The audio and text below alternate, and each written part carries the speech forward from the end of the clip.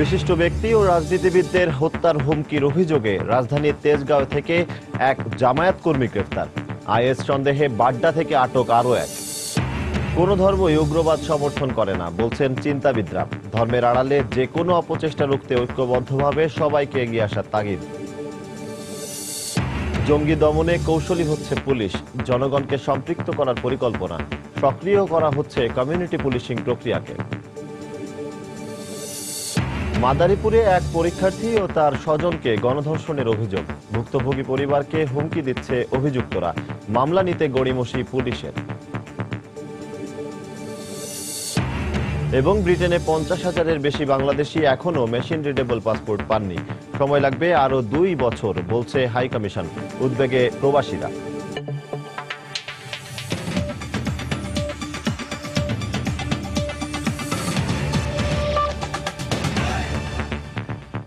সময় সংবাদের সঙ্গে আছি আমি সজল দাস। অধ্যাপক আনিসুজ্জামান, ইতিহাসবিদ অধ্যাপক মুনতাসির মামুন, ডক্টর মোহাম্মদ জাফর ইকবাল সহ দেশের শীর্ষ রাজনীতিবিদদের জীবননাশের হুমকি দেওয়ার অভিযোগে জামায়াত কর্মীকে আটক করেছে গোয়েন্দা পুলিশ। রাতে রাজধানীর তেজগাঁও এলাকা থেকে তাকে আটক করে ডিবি পুলিশ।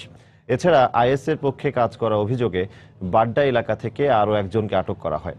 পুলিশ জানিয়েছে, নাহিদ জিহাদি জন নাম ব্যবহার করে ইন্টারনেটে আইএসের পক্ষে প্রচারণা চালাচ্ছিল।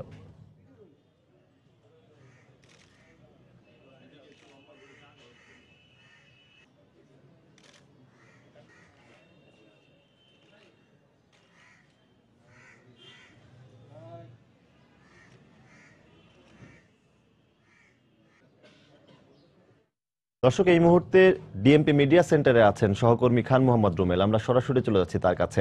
রুমেল। সজল, আপনি শুনছিলেন যে যাকে গ্রেফতার করা হয়েছে সে অধ্যাপক আনিসুজ্জামান সহ বিভিন্ন ব্যক্তিকে বিভিন্ন সময় ফোনে এবং SMS করে হত্যার হুমকি দিয়েছিল। তো যাদেরকে সে হুমকি দিয়েছিল তাদের মধ্যে অধ্যাপক আনিসুজ্জামান ছাড়া ওরা আরও আছেন অধ্যাপক জাফর ইকবাল, তারপরে আছেন অধ্যাপক মুনতাসির মামুন, 71-এর ঘাতক দালাল নির্মূল কমিটির ভারপ্রাপ্ত সভাপতি শাহরিয়ার কবির, আছেন প্রথম আলোর একজন যুগ্ম সম্পাদক মিজানুর রহমান খান।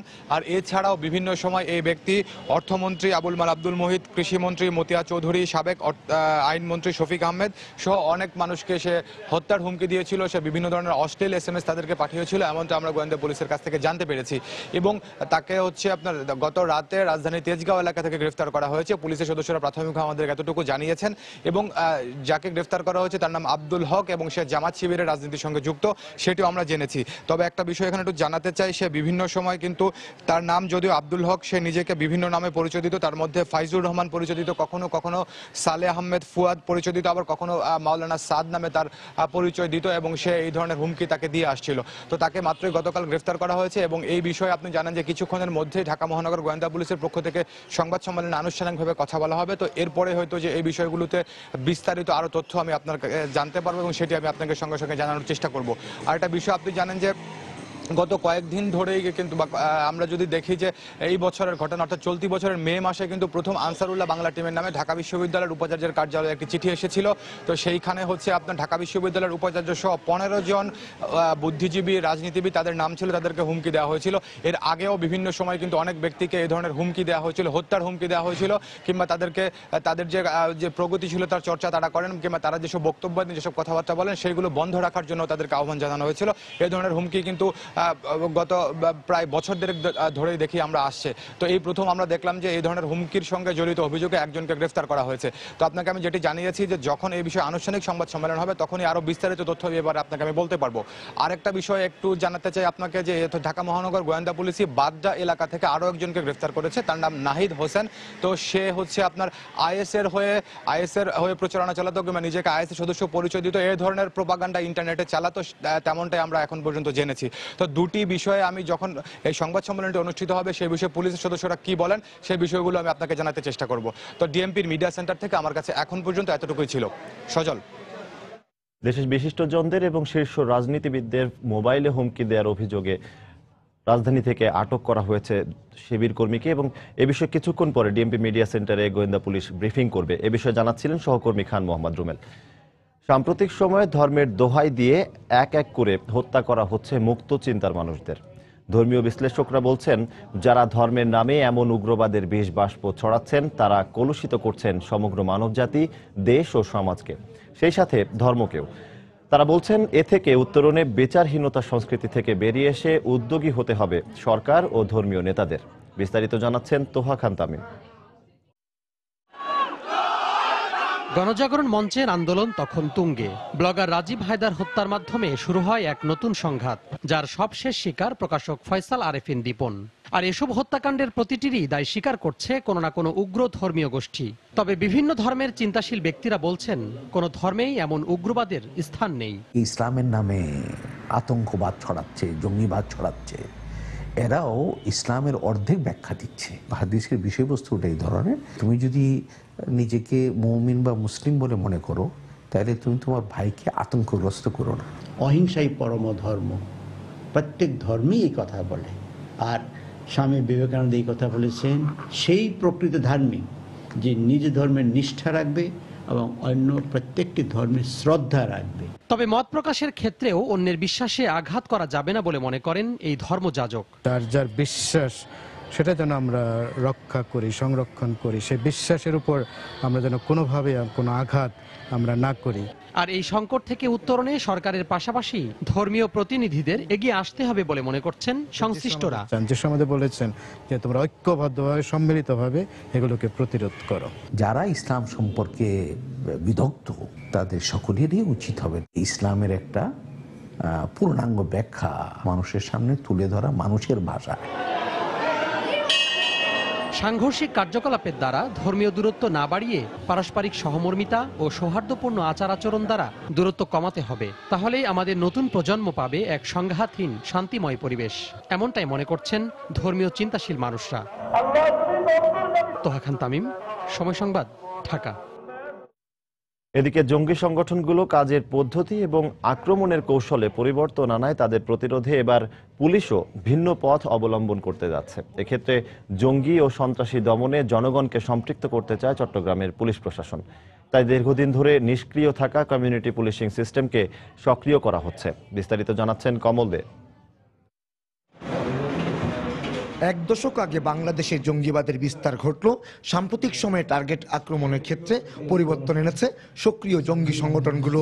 আগে দলবদ্ধ হয়ে প্রশিক্ষণ এবং আক্রমণে যেত তারা, কিন্তু আইনশৃঙ্খলা রক্ষাকারী বাহিনী একজনের সূত্র ধরে বাকিদেরও গ্রেপ্তার করতে থাকায় ভিন্ন কৌশল নিয়েছে জঙ্গিরা।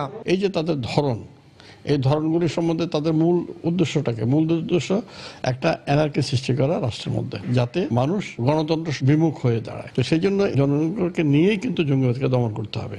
পুলিশ এককভাবে দমন করার বর্তমান কিন্তু সম্ভব নয়।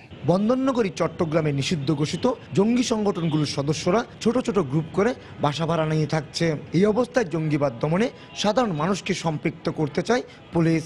জঙ্গিবাদ, মৌলবাদ, ধর্মীয় যে একটা উগ্রতা, এগুলো আমরা দমন করতে সক্ষম হব জনগণের সহায়তা নিয়ে, এবং জনগণের সহায়তা নেওয়ারই একটা মাধ্যম বা একটা সেতু বন্ধন হলো কমিউনিটি পুলিশ। এদিকে জঙ্গিবাদ দমনে ঊর্ধ্বতন কর্তৃপক্ষের নির্দেশে মাঠ পর্যায়ে শুরু হয়েছে কমিউনিটি পুলিশিংকে সক্রিয় করার কাজ। জনগণ যাতে যে কোনো তথ্য থাকলে পুলিশকে দিতে পারে, এই বিষয়ে আমরা কমিউনিটি পুলিশের মাধ্যমে পুরো থানা এলাকায় কাজ করছি নতুন করে।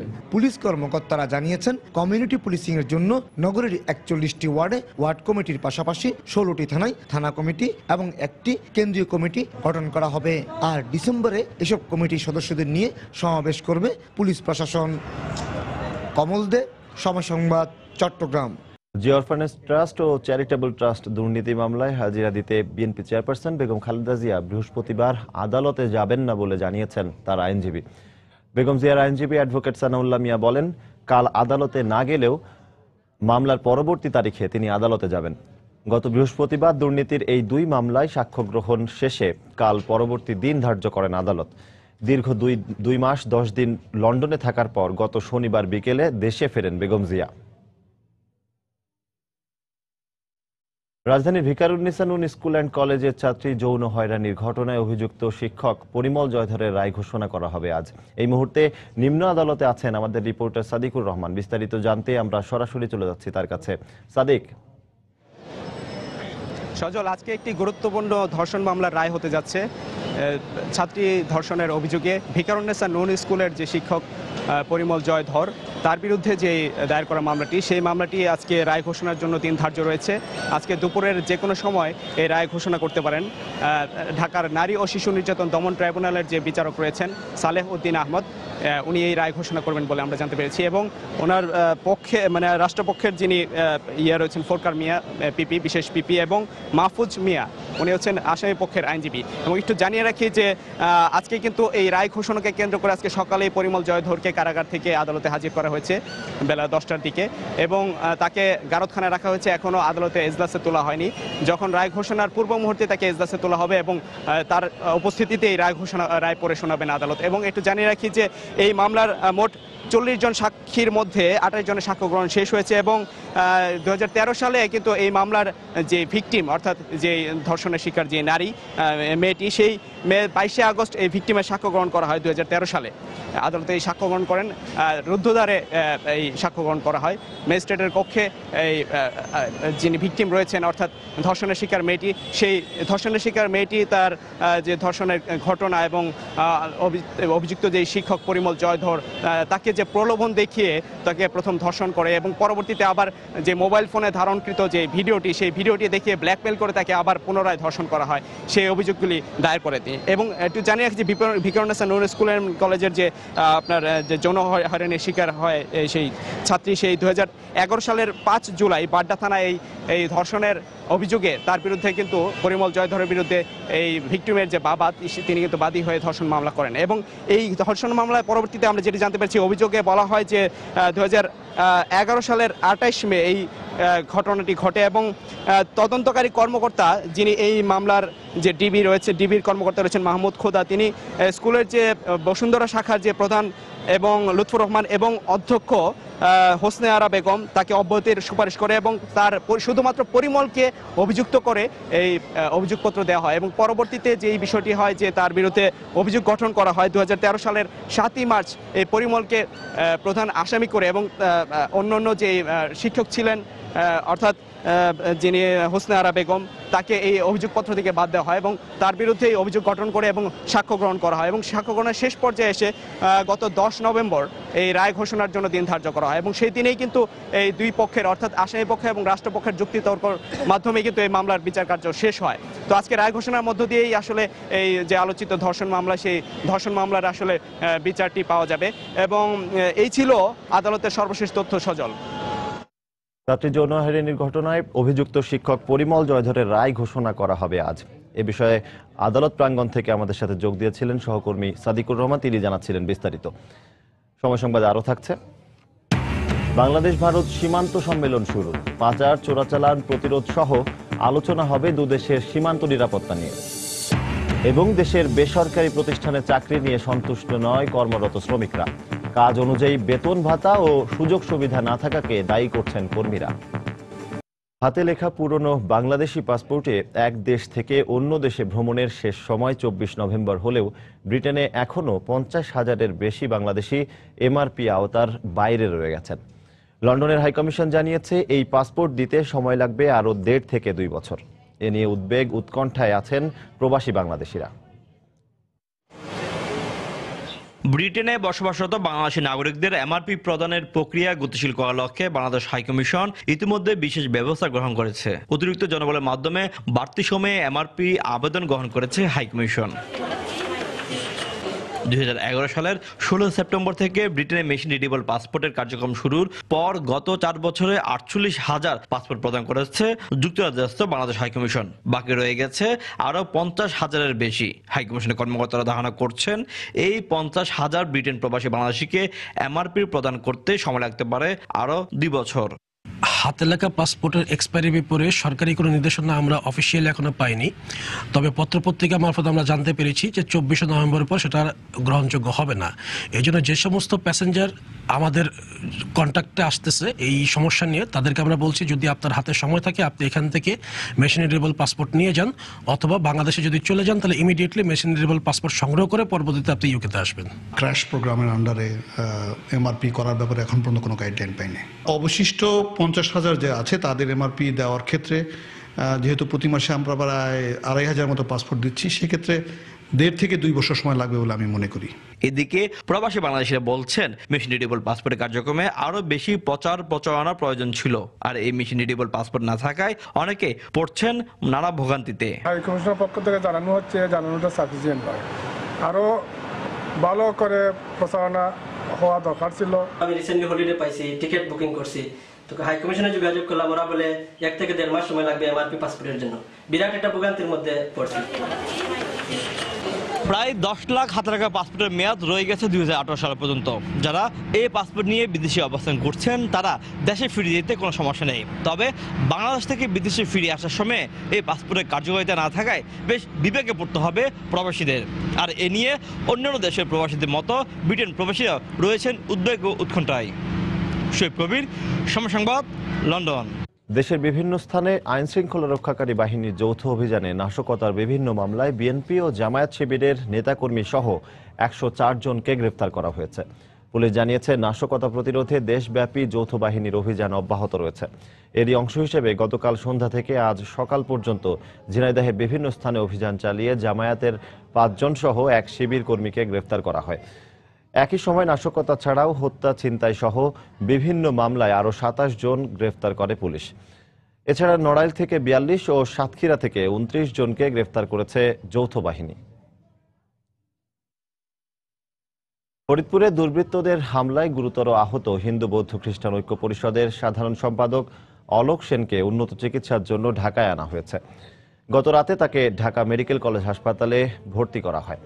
হাসপাতালে অলোক সেনের স্ত্রী জানান, দুর্বৃত্তদের আঘাতে তার স্বামীর দুহাতে গভীর ক্ষতের সৃষ্টি হয়েছে।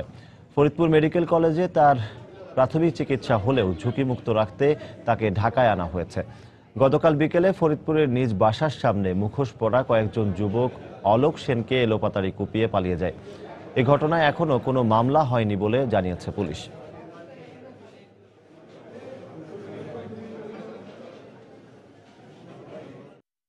দুটো ছেলে গেটে এসে ডাকলো, তারপর ও গেট খুলে বেরিয়ে গেল। আমি ভিতরে ছিলাম, তারপরেই কয়েক সেকেন্ড পরে একটা চিৎকার শুনে আমি বেরিয়ে যাই।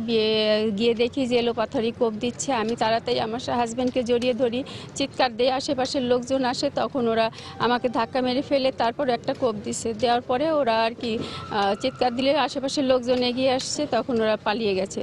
একটা ধরেও ছিল যে কোবাচ্ছিল ওই ছেলেটাকে, কিন্তু ধরে রাখতে পারেনি। ওদের মুখ সবারই আটকানো ছিল। মাদারীপুরের কালকিনিতে প্রাথমিক শিক্ষা সমাপনীর এক পরীক্ষার্থী ও তার খালাকে তুলে নিয়ে গণধর্ষণের অভিযোগ পাওয়া গেছে। বিষয়টি ধামাচাপা দিতে প্রভাবশালীদের আশ্রয়ে ভুক্তভোগী পরিবারকে হুমকি দিচ্ছে অভিযুক্তরা। এদিকে ঘটনার 4 দিন পেরিয়ে গেলেও মামলা নিতে গড়িমসি করছে পুলিশ। তবে এ ব্যাপারে কথা বলতে রাজি হয়নি পুলিশের কোনো কর্মকর্তা। সঞ্জয় কর্মকার, অভিজিতের তথ্য, শাহাদাত আকনের ছবি নিয়ে ডেস্ক রিপোর্ট। গত 20 নভেম্বর রাতে খালার সঙ্গে ঘুমিয়েছিল মাদারীপুরের কালকিনির 5ম শ্রেণীর এক শিক্ষার্থী। স্বজনদের অভিযোগ, এ সময় বেড়া কেটে ঘরের ভেতরে প্রবেশ করে স্থানীয় আতাউর ও তার 5 সহযোগী। পরে অস্ত্রের মুখে জিম্মি করে ওই শিক্ষার্থী ও তার খালাকে জোর করে পাশের একটি নির্জন স্থানে নিয়ে ধর্ষণ করে তারা। তাদের উদ্ধার করে মাদারীপুর সদর হাসপাতালে ভর্তি করেন প্রতিবেশীরা। আতাউর আর তার সাথে 5-6 জন লোক ছিল, আমাদের গলায় অস্ত্র ঠেকাইয়া বাইরে নিয়ে গেছেন। আমার বোনের যে আমাদের হেই চকের মধ্যে হেন থেকে হেসে নিয়েছে। নির্যাতিতাদের অভিযোগ, অভিযুক্তরা প্রভাবশালী হওয়ায় মামলা নিচ্ছে না পুলিশ।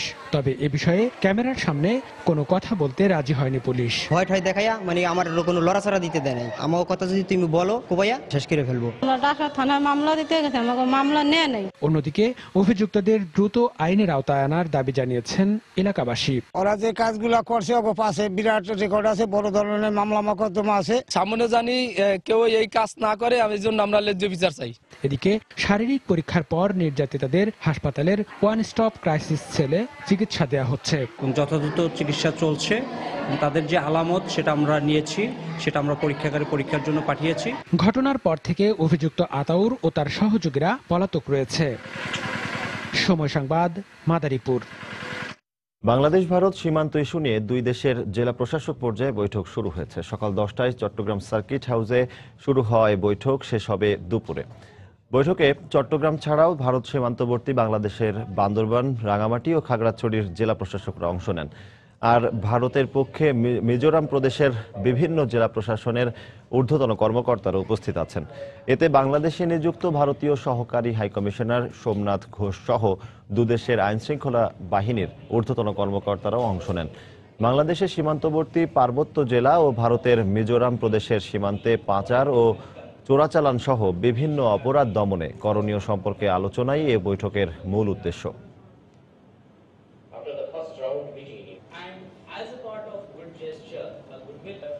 দর্শক, আমরা আগেই জানিয়েছি অধ্যাপক আনিসুজ্জামান, ইতিহাসবিদ অধ্যাপক মুনতাসির মামুন, ডক্টর মোহাম্মদ জাফর ইকবাল এবং দেশের শীর্ষ রাজনীতিবিদদের জীবননাশের হুমকি দেওয়ার অভিযোগে এক জামায়াত কর্মীকে আটক করেছে গোয়েন্দা পুলিশ। এছাড়া আইএস সন্দেহে আরেকজন জামায়াত শিবির কর্মীকে আটক করা হয়েছে। এই মুহূর্তে ডিবির মিডিয়া সেন্টারে ব্রিফিং করছে গোয়েন্দা পুলিশ। আমরা সরাসরি চলে যাচ্ছি সেখানে। বিশিষ্ট ব্যক্তি জনাব মিজানুর রহমান খান, উনাকেও হুমকি দেওয়া হয়। একটা প্রবন্ধ, একটা উপসম্পাদকীয় প্রকাশের পরে উনাকে হুমকি দেওয়া হয়, stop publishing malicious reportage against the suppressed Uyghur Muslim or we will stop your heartbeat forever. তো এইটি এবং এছাড়াও প্রফেসর আনিসুজ্জামান, তারপরে প্রফেসর মুনতাসির মামুন সহ ওনাদেরও হুমকি প্রদান করা হয়। জনাব শাহরিয়ার কবিরকে হুমকি প্রদান করা হয়। এছাড়া মন্ত্রিসভার বিভিন্ন মন্ত্রী মহোদয়গণ এবং সাবেক মন্ত্রী মহোদয়, পলিটিশিয়ান, সাংস্কৃতিক কর্মী সহ মোট 153 জনকে হুমকি প্রদানের তথ্য নিয়ে আসলে আমরা অনুসন্ধান শুরু করি। এই অনুসন্ধানের সূত্র ধরেই সিলেট মেট্রোপলিটন পুলিশের কর্মরত, ডিবিতে কর্মরত senior assistant commissioner Abu Bakar সিদ্দিকের সহযোগিতায় এবং পুলিশ হেডকোয়ার্টার্সের আমাদের যে এলআইসি শাখা রয়েছে, কনফিডেন্সিয়াল শাখা রয়েছে, তাদের সার্বিক সহযোগিতায় গতকাল আব্দুল হক নামে একজনকে গ্রেপ্তার করা হয়েছে, যে জামাতের সমর্থক এবং সাবেক একজন মাদ্রাসা শিক্ষক। তো তার বাড়ি সিলেট সুনামগঞ্জের ছাতকে। তো তাকে জিজ্ঞাসা, আমরা বেশ কিছুদিন ধরেই আসলে এই বিষয়টি অনুসন্ধান করছিলাম এবং সিলেট মেট্রোপলিটন পুলিশের ডিবির অ্যাসিস্ট্যান্ট কমিশনার আবু বকর সিদ্দিক সে নিজেও এই বিষয় নিয়ে কাজ করছিল। যেহেতু প্রথম থেকেই আমাদের ধারণা ছিল যে ঘটনাটি সিলেট অঞ্চল থেকে, অর্থাৎ যে ফোন থেকে 3টি ফোন নাম্বার ব্যবহার করে এই হুমকি প্রদান করা হয়েছিল। তো এই 3টি ফোন নাম্বারের ব্যক্তিদেরকে শনাক্ত করার পর দেখা যায় যে এরা আসলে তারা করেনি, তাদের ফোন নাম্বার স্পুফিং করে, আধুনিক প্রযুক্তির সাহায্যে স্পুফিং করে অন্য এক ব্যক্তি, যার পরবর্তীতে মানে অনুসন্ধানে জানা যায় যে তার নাম আব্দুল হক। তো সে পলাতক ছিল, দীর্ঘদিন ধরেই পলাতক ছিল। গতকাল তাকে গ্রেপ্তার করা হয় এবং গ্রেপ্তারের পর তার হেফাজত থেকে 2টি ল্যাপটপ এবং একটি স্মার্টফোন সেটি উদ্ধার করা হয়। সেটি উদ্ধার করার পর তার সেগুলো বিশ্লেষণ, পাশাপাশি তাকে জিজ্ঞাসাবাদে জানা যায় যে সে পূর্ব শত্রুতার জের ধরেই এই 3 ব্যক্তিকে ফাঁসানোর জন্য দীর্ঘদিন ধরে এই কাজটি করছে। এবং এছাড়াও সে বিভিন্ন উগ্র ইসলামের যে উগ্রবাদ সেটি নিয়ে বিভিন্ন সময় লেখালেখি করেছে। সেরকম বেশ কিছু ডকুমেন্টও তার মানে তার এই ডিভাইসগুলোতে রয়েছে এবং ওই স্মার্টফোন ব্যবহার করে, ল্যাপটপের সাহায্যে বিভিন্ন জনকে সে বিভিন্ন সময় আসলে এই নেট ব্যবহার করে বিভিন্ন জনকে এই 3টি নামে, বিশেষ করে 3 জনের ফোন নাম্বারে হুমকি প্রদান করেছে। এই 3 জনের আসলে এই 3 জন বিভিন্ন সময় আইন শৃঙ্খলা বাহিনীর অন্যান্য মানে শুধুমাত্র সিলেট মেট্রোপলিটন পুলিশের ডিবি, আমরা কিংবা অন্যান্য মানে আইন শৃঙ্খলা সহযোগী আইন শৃঙ্খলা বাহিনীও আসলে এদেরকে বিভিন্ন সময় খুঁজে পেয়েছে, কিন্তু পরে দেখা গেছে যে এরা আসলে এই ঘটনার সাথে জড়িত নয়। এদেরকে হয়রানি করার জন্য, অর্থাৎ এদেরকে যাতে গ্রেপ্তার করে কঠোর শাস্তির ব্যবস্থা করা হয়, ফাঁসানোর জন্যই এই কাজটি আব্দুল হক দীর্ঘদিন ধরে করে আসছিল। আব্দুল হকের স্থানীয় তদন্তে জানা যায় যে আব্দুল হকের এলাকায় তার রেপুটেশন খারাপ। সে একজন মানে দুশ্চরিত্র হিসাবেও পরিচিত, কারণ ইতিপূর্বে তার গ্রাম্য সালিশে তার বিচার হয়েছে এই মানে তার চরিত্রহীনতার অভিযোগে। এছাড়াও তার মাদ্রাসার চাকরিও আসলে এই কারণে চলে গিয়েছে। এমনিতে সেই স্থানীয়ভাবে জামায়াতের রাজনীতির সাথে জড়িত। আর দর্শক, ডিএমপি মিডিয়া সেন্টারে ব্রিফিং করছিলেন গোয়েন্দা পুলিশের মুখপাত্র মনিরুল ইসলাম। আমরা এবার যাব চট্টগ্রামে। বাংলাদেশ ভারত সীমান্ত ইস্যু নিয়ে দুই দেশের জেলা প্রশাসক পর্যায়ে বৈঠক শুরু হয়েছে। বৈঠকের বিস্তারিত জানতে আমরা এখন কথা বলবো আমাদের সহকর্মী কমলদের সঙ্গে। কমল। ধন্যবাদ সজল। আপনি যেটা বলছিলেন, প্রায় 2 ঘন্টার বেশি সময় ধরে বাংলাদেশ ভারত সীমান্তবর্তী জেলা প্রশাসক পর্যায়ের বৈঠক চলছে। আজ মূলত চলছে বাংলাদেশ যে ভারতের মিজোরাম এবং বাংলাদেশের সীমান্তবর্তী জেলাগুলো রয়েছে রাঙ্গামাটি এবং বান্দরবন, সেখানকার ঊর্ধ্বতন কর্মকর্তা তার জেলা প্রশাসক, বাংলাদেশ রাঙ্গামাটি জেলা প্রশাসক, বান্দরবনের জেলা প্রশাসক এবং রয়েছে ভারতের যে মিজোরাম প্রদেশের যে 5 জন তারা বলা হয় যে ডিস্ট্রিক্ট ম্যাজিস্ট্রেট, যে সে পর্যায়ে বৈঠকটি চলছে। আমরা দেখেছি সকাল 10টায় এই বৈঠক শুরু হয়েছে সার্কিট হাউসে। আর এই বৈঠকের উদ্বোধন করেন চট্টগ্রামের বিভাগীয় কমিশনার মোহাম্মদ আবদুল্লাহ। তিনি বৈঠক শুরুর পরে কিন্তু শুরু হয়েছে আনুষ্ঠানিকতা। আমরা দেখতে পাচ্ছি কিন্তু যে দুপক্ষে যে ঊর্ধ্বতন কর্মকর্তারা রয়েছেন, বিশেষ করে এই দলের নেতা মিজোরামে যে জেলা প্রশাসক রয়েছেন 5টি জেলার, এবং সে সাথে ঊর্ধ্বতন পুলিশ কর্মকর্তারা রয়েছেন, তারা এই বৈঠকে অংশ নিচ্ছেন। একইভাবে বাংলাদেশের পক্ষ থেকে রাঙ্গামাটি জেলা প্রশাসক শামসুল আরেফিন এই বৈঠকে নেতৃত্ব দিচ্ছেন। তার সাথে রয়েছেন যে বান্দরবনের জেলা প্রশাসক সহ এবং ঊর্ধ্বতন পুলিশ কর্মকর্তারা, যারা এই বৈঠকের মধ্যে অংশ নিচ্ছেন। মূলত সীমান্ত এলাকায় যে সমস্যাগুলো রয়েছে, বিশেষ করে চোরাচালান, নারী পাচার এবং শিশু পাচার, বিশেষ করে অস্ত্র পাচার, এই সবগুলি মিলিত নিয়ে এই বৈঠকের মধ্যে আলোচনা হচ্ছে। আমরা দেখেছি ভারতের সহকারী হাই কমিশনার সোমনাথ হাওলাদার এই বৈঠকে অংশ নিচ্ছেন। মূলত দুই দেশের যে দ্বিপাক্ষিক বিষয়গুলো রয়েছে সীমান্তবর্তী, সেগুলি মূলত আজকে আলোচনা হচ্ছে। এছাড়া একটি বিষয় জানেন, গত কয়েকদিন আগে র্যাব কিন্তু মিজোরাম সীমান্তবর্তী এলাকা থেকে বিপুল পরিমাণ অত্যাধুনিক অস্ত্র উদ্ধার করেছিল এবং বলা হয়েছিল বিচ্ছিন্নতাবাদীরা মূলত এই অস্ত্রগুলি বিক্রি করছে বাংলাদেশ সীমান্তে। সেই বিষয়টি নিয়ে আলোচনা হচ্ছে বলে আমরা জানতে পেরেছি। এক্ষেত্রে আমরা এই বৈঠকের শুরুতে যে চট্টগ্রাম বিভাগীয় কমিশনার মোহাম্মদ আবদুল্লাহ যে বক্তব্য দিয়েছেন, তিনি তাতে বলেছেন যেন দুটি দেশের বন্ধুপ্রতিম দেশের যেন ভ্রাতৃত্ববোধ থাকে, অক্ষুণ্ণ থাকে, সেই ব্যাপারে মূলত আলোচনা করার জন্য তাদের এই বৈঠক চলছে।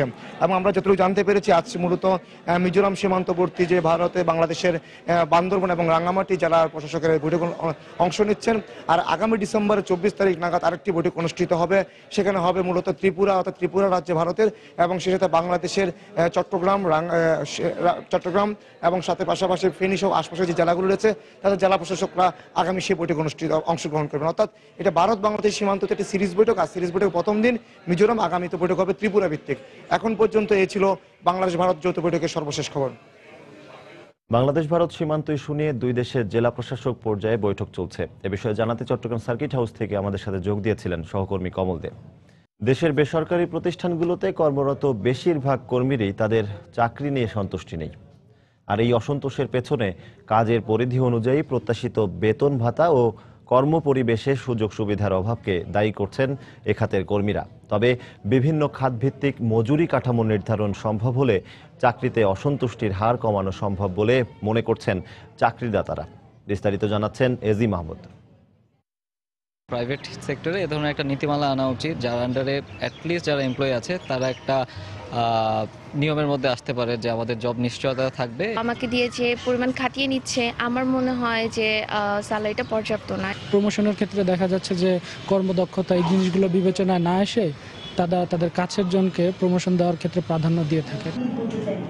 কর্মস্থল সম্পর্কিত এমন বক্তব্যই স্পষ্ট করে দেয় কাজ ও কর্মক্ষেত্র নিয়ে কতটা অসন্তুষ্ট বেসরকারি খাতের কর্মীরা। বাংলাদেশ পরিসংখ্যান ব্যুরোর তথ্য অনুযায়ী দেশের মোট কর্মজীবীর সংখ্যা প্রায় 5,41,00,000 লাখ। এর মধ্যে সরকারি কর্মজীবীর সংখ্যা প্রায় 21 লাখ ও বেসরকারি খাতে কর্মরত রয়েছেন প্রায় 5,20,00,000 মানুষ। সম্প্রতি যুক্তরাষ্ট্র ভিত্তিক গবেষণা প্রতিষ্ঠান গ্যালাপের এক প্রতিবেদনে দেখা গেছে, বিশ্বের 158টি দেশের মধ্যে বাংলাদেশে সন্তুষ্টির সাথে খুব ভালো চাকরি করছেন মাত্র 2%, আর মোটামুটি ভালো মানের চাকরি করছেন 9% কর্মী। তবে সুনির্দিষ্ট নীতিমালার আওতায় বেসরকারি খাতের কর্মীদের সুযোগ সুবিধা নিশ্চিত ও সন্তুষ্টি অর্জন করা সম্ভব বলে মনে করছে চাকরিদাতা প্রতিষ্ঠানগুলো। সোশ্যাল সেফটি নেটের মধ্যে সরকার আমাদের এই যারা কর্মস্থলে আছে বা কর্মসংস্থান যাদের আমরা করেছি তাদেরকেও সোশ্যাল সেফটি নেটের মধ্যে আনতে হবে। তাহলে তাদের মধ্যে যে ডিসস্যাটিসফ্যাকশনটা আছে সেটা হয়তো দূর হয়ে যাবে। কর্মীদের অসন্তুষ্টির কারণে প্রাতিষ্ঠানিক কার্যক্রম পরিচালনায় নেতিবাচক প্রভাব পড়ে বলে মনে করছে বাংলাদেশ এমপ্লয়ার্স ফেডারেশন। প্রতিষ্ঠানের কর্মী হিসেবে অসন্তুষ্ট, স্বাভাবিকভাবেই উনি অন্য জায়গায় চাকরি খুঁজবেন। একজন কর্মী যত বেশি থেকেছেন ততটুকু দক্ষতা অর্জন করেছেন, তারপরে উনি এই দক্ষতাটা নিয়ে আরেকটা প্রতিষ্ঠানে চলে যাবেন। সো আমার প্রতিষ্ঠানের জন্য এটা একটা লস। বর্তমানে জিডিপিতে বেসরকারি খাতের অবদান প্রায় 85%। কর্মক্ষেত্রে কর্মীদের সন্তুষ্টি অর্জিত হলে তা আরও বাড়ানো সম্ভব বলেও মনে করছে সংগঠনটি। এজি মাহমুদ, সময় সংবাদ, ঢাকা। সাগরে মাছ ধরার ভরা মৌসুম শুরু হয়েছে, আর শুরুতেই জলদস্যুতার কবলে পড়েছে জেলেরা। এতে জেলে ও ট্রলার মালিকদের মধ্যে বিরাজ করছে আতঙ্ক, আর কোস্টগার্ড বলছে নানা সংকট ও সমস্যার কথা। সুজাউদ্দিন রুবেলের তথ্য ও মোহাম্মদ ফরাজের ছবি নিয়ে ডেস্ক রিপোর্ট।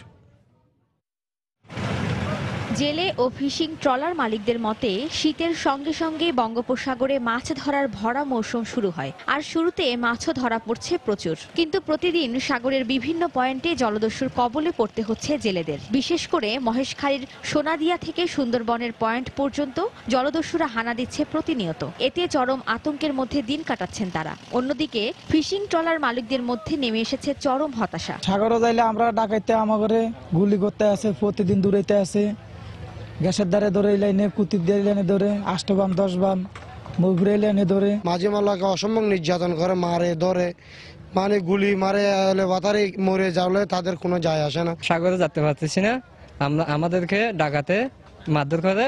এই অবস্থায় সাগরকে জেলেদের জন্য নিরাপদ করার দাবি জানিয়েছেন কক্সবাজার ফিশিং ট্রলার মালিক সমিতির নেতারা। সমস্ত বিষয় নিয়ে আমরা খুব উদ্বিগ্ন, কারণ এখানে সরকার আছে, প্রশাসন আছে।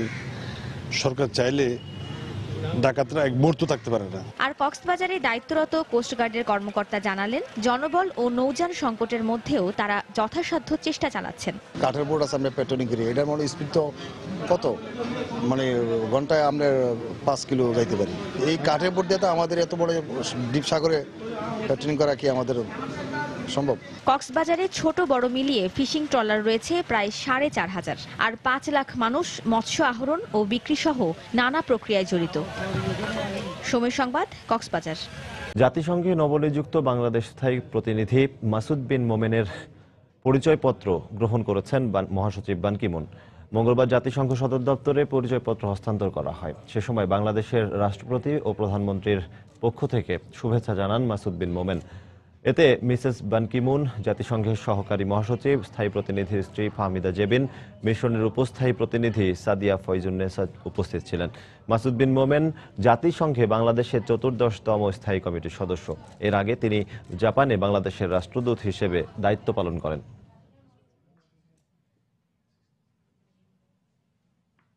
এ পর্যায়ে শীর্ষ সংবাদ জানিয়ে দিচ্ছে আরেকবার। বিশিষ্ট ব্যক্তি ও রাজনীতিবিদদের হত্যার হুমকির অভিযোগে রাজধানীর তেজগাঁও থেকে এক জামায়াত কর্মী গ্রেফতার। আইএস সন্দেহে বাড্ডা থেকে আটক আরও এক।